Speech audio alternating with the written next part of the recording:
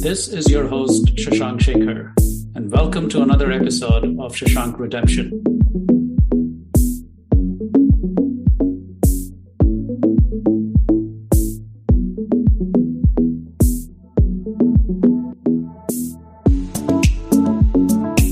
Welcome to another episode of Shashank Redemption. I'm your host, Shashank Shekhar, and today I'm super excited about profiling a company and a CEO and a founder that I was recently introduced to, but I have found since during my research the product which has the potential of changing a lot of things within the prop tech, fintech, and insurtech. I mean, I'm not sure how they call themselves, but I see the use across different platforms and different industries within the real estate space and insurance space.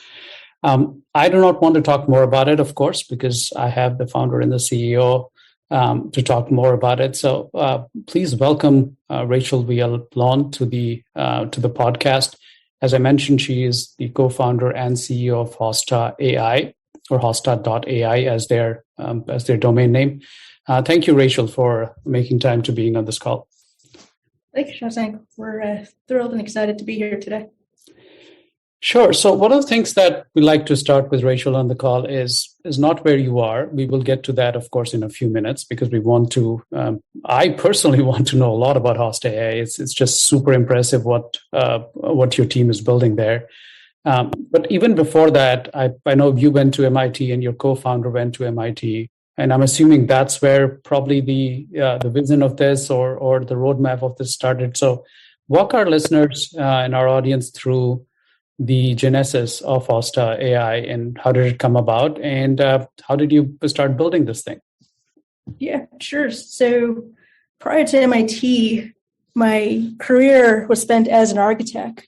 And as an architect, our teams and I would go on to properties and measure, spaces manually, either with LiDAR, expensive equipment, or just, hands down pen and paper. It would take a whole day to do, and we do them for many properties. And you'd go back to the site to create the 3D models and construction drawings all by hand, right? So that we can have some deliverables for our clients.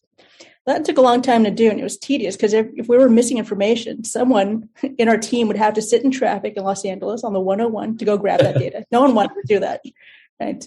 So I figured there had to be a better way to do this. That's when I had to pivot in my career, and then I went off to MIT and did my master's and PhD in computation, focusing on AI for the built environment. Right? And so now with the Hosta solution, what we do is that no special equipment or anything, just pure AI from a regular image. If you take a picture of your room, no app, download or anything, we can extract all the bill of materials, the floor plans, 3D models, measurements, square footages, right, all from a picture. Right. So essentially, it's a solution I wish existed when I was practicing as an architect. And so the evolution of this product had come about also when I met Henrietta, my co-founder. She was finishing her mid-career MBA at MIT, and we had met in a quite manual fashion. There's the opportunity wall at the Martin Trust Center of Entrepreneurship at MIT, and I had asked that I was looking for someone to join our team, to help out with business development. And lo and behold, she's been a very strong co-founder on our team, and we've gone to market, made headway into the property insurance space, right, and others. And here we are today. We've raised our Series A, but we'll go into that a little bit later. Sure. So this is, you have an architect background, and you were an architect. And you saw the problems with figuring all of this out manually. And I would believe that 99.9% of the thing that you mentioned or Hosta.ai is trying to solve for is still done manually. I'm in the mortgage space, as the audience knows, at Insta Mortgage.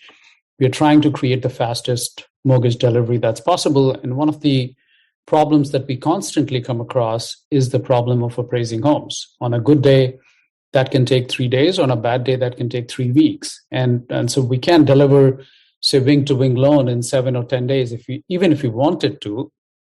because of the challenge that happens. And one of the things that I see Hosta.ai being able to do, from what you just mentioned, Rachel, is to be able to possibly automate some or all of that appraisal process. How would that work in a real life situation, or if any lenders are already using it, how is that working out?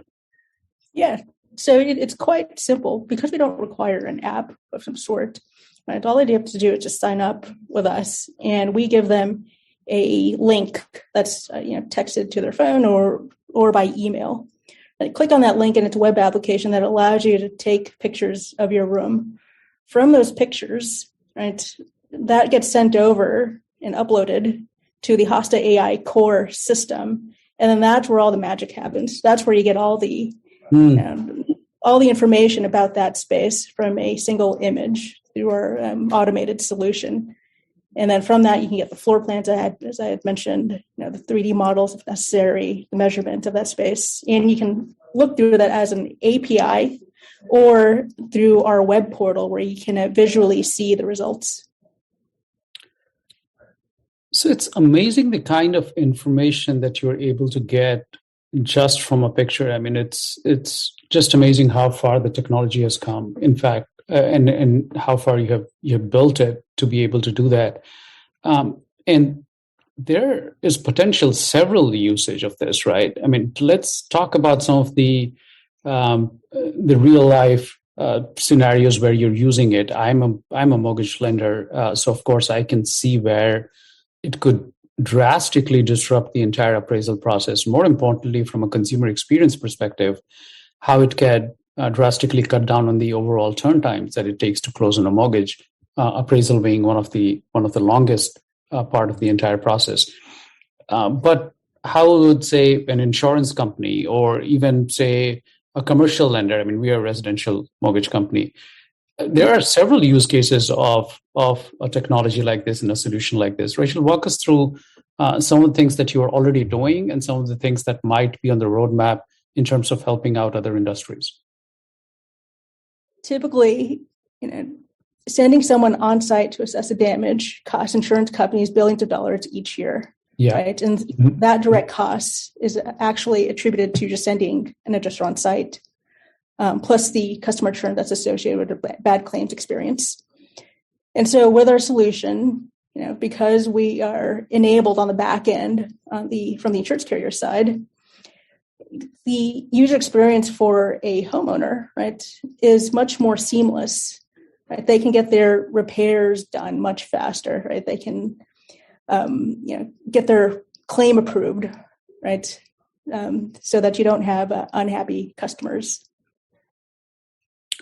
So, Rachel, this is brilliant in so many ways, is because I interview a lot of prop tech and fintech founders and other founders, and they're usually trying to solve one problem, or it could be something just incrementally better than what the kind of solutions that exist in the market. Maybe it's 15% faster, maybe it's 10% cheaper.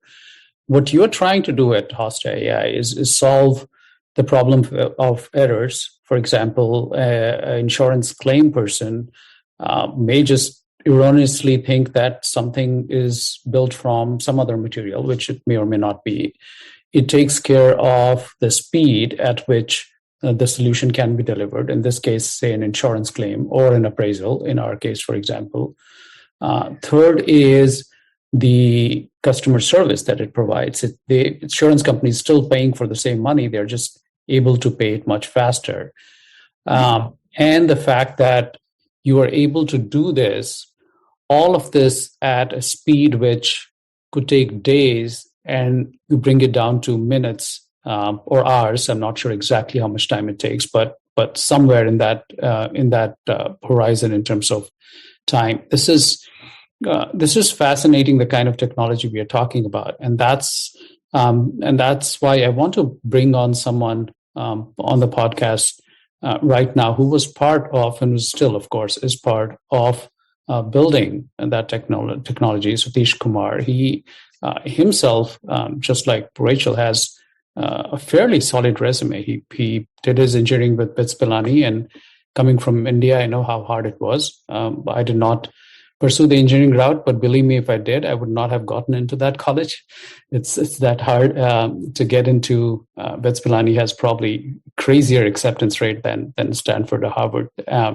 He also worked on the LiDAR technology that Rachel was mentioning about, and is, of course, currently the senior computer engineer at Hosta.ai. So Sathish, welcome to the show. Thanks, Shashank. Thanks for the introduction. Let's talk more about the technology part, because I've said this probably 3 or 4 times already in the brief conversation, but it seems it's a case of being able to solve multiple problems with what you're building at Hosta Labs or Hosta.ai. Sathish, what role do you play in building this? What have you done so far? And where do you see this going moving forward? Yeah, actually, so what we developing here is a sensorless solution. What I mean is we don't use much number of sensors. We just use the camera images, what we get from the customers. Mm-hmm. So actually, we don't even know what camera they are using, how they are capturing. So that's where the challenging part is. Suppose I had experience with the self-driving cars where we used all different kinds of sensors like LiDARs, cameras, radars. So when you have lots of information to make decisions there. But here we don't have much information except for the images. That's what makes this problem very challenging. So that's what we are solving here using very cutting edge computer vision and deep learning technologies.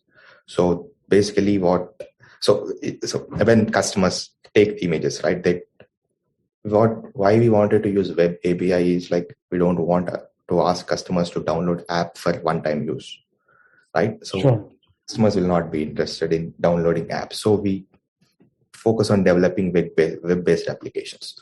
So that's how we reach to the web-based applications, and then we get the images, and then we process them, and we generate the complete floor plans, 3D models with the 95% accuracy. And what other kind of, so you worked on say self-driving cars before you came to Hosta.ai. Does that have any role to play in terms of what you have built here? Does the prior experience help you to build what you're working on right now? Yeah, definitely. I had experience with lots of different kinds of sensors. Mm-hmm. So that helped me to understand what each sensor's importance is. And definitely I can say that camera is the most important sensor. If you see any self-driving industry now, people more focusing on cameras because LiDARs are very expensive.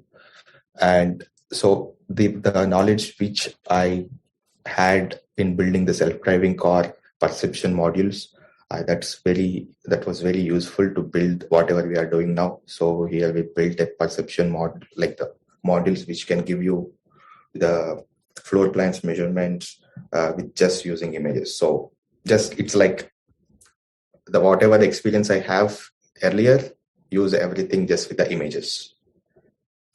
Got it. What's on the roadmap from a technology perspective? What are the kind of enhancements you're building in? I mean, this is already something that is mind-blowing from not just from the technology perspective, because I always say, let's not build technology for technology's sake, but actually solve problems. And this one is a real case of how it's solving real life problems here. But are there any enhancements on the way, or are you just going to refine and make it more accurate what you're already doing? What's on the roadmap like for the next 6 to 12 months?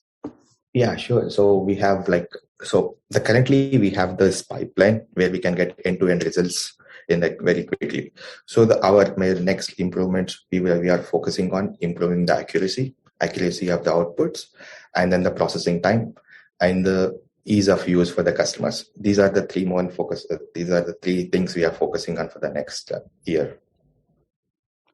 Cool. Rachel, let me come back to you and talk about some of the initial days of Hosta.ai. So I know that it's a Techstars and MIT's Text25 company. How did all of that happen? I mean, did you came up with the idea, you worked with your co-founder, Henriette, and how quickly all of that happened? I'm trying to see what kind of traction you got very early in the process, and what are some of the challenges that you went through?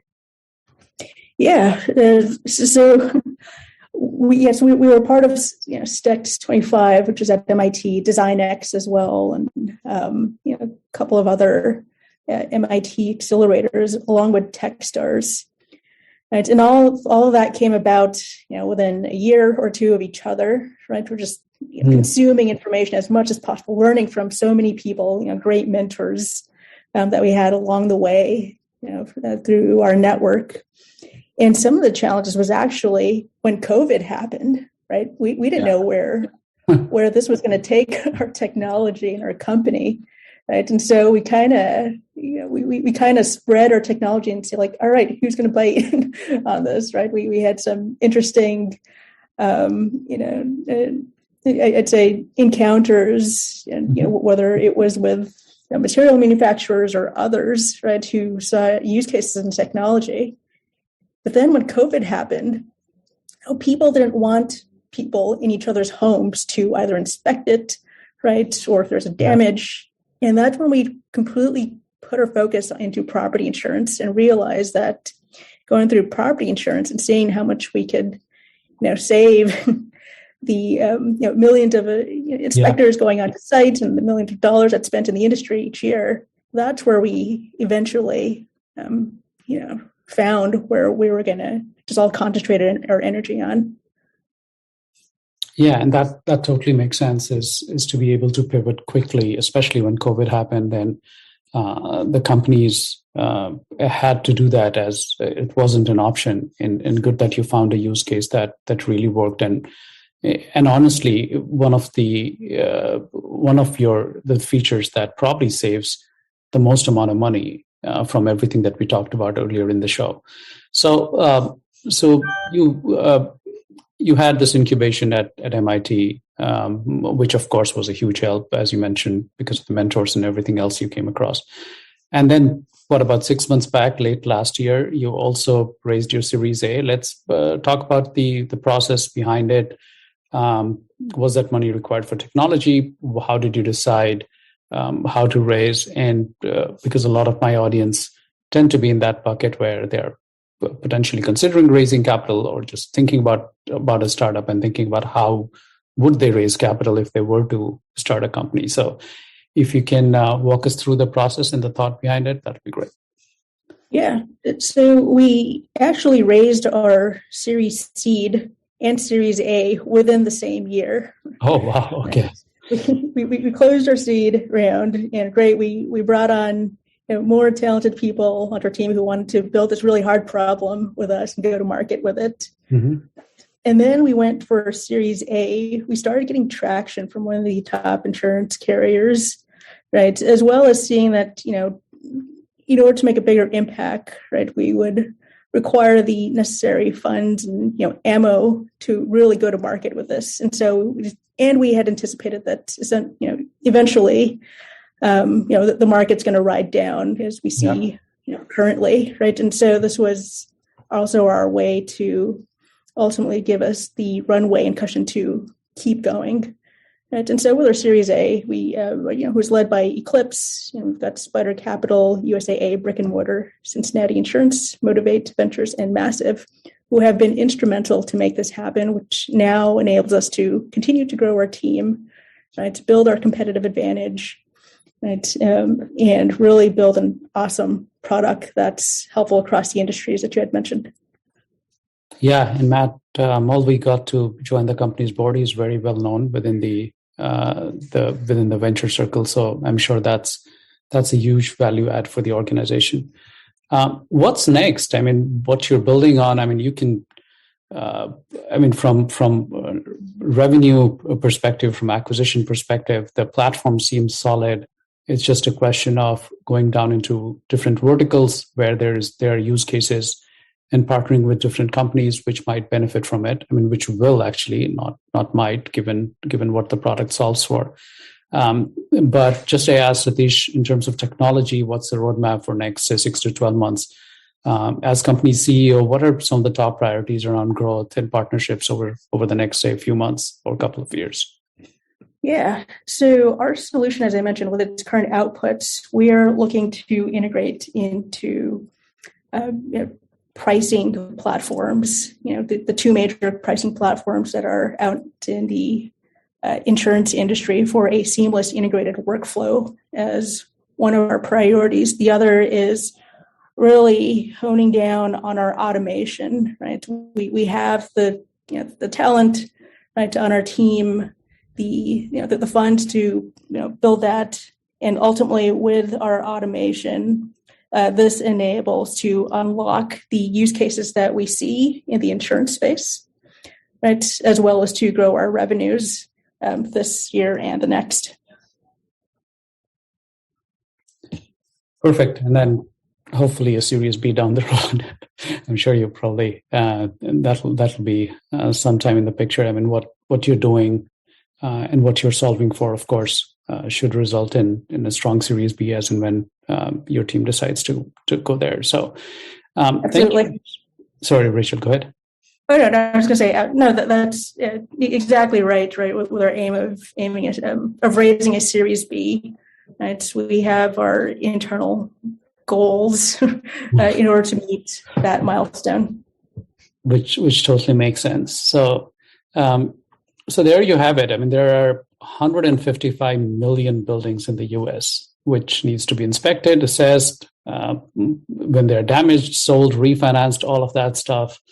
And imagine a solution that can take care of a ton of problems that comes around cost, error, speed, and that's what Hosta.ai is trying to solve. So really, I mean, after having done my research, one of the favorite products out there, favorite business out there trying to solve a huge amount of problem, including one which is my own pain point, as I mentioned earlier in the show, around making appraisal process faster, making it more equal. I mean, this is something that appraisal has been a problem from perspective of even diversity and inclusion. There has been race angles around here where a human appraiser may have a different interpretation of the valuation versus, say, an AI model that Hosta.ai is working on. So I'm looking forward to understanding more how it could help the mortgage industry. But as you heard from Rachel and Sathish, it's already helping several other industries, especially some of the insurance companies they have partnered up with. So thank you again, Rachel and Sathish, for being on the show, talking to our audience about what Hosta.ai is building, what's on the roadmap, and more importantly, about some of your entrepreneurial journey, Rachel, and how you decide to find it, how you decide to start the company from some of your own journey as an architect before that. So thanks both of you for being on the show. Thank you for tuning into another episode of Shashank Redemption with your host, Shashank Redemption. Be sure to follow, subscribe, and review us. And check out ShashankRedemption.com to connect with me.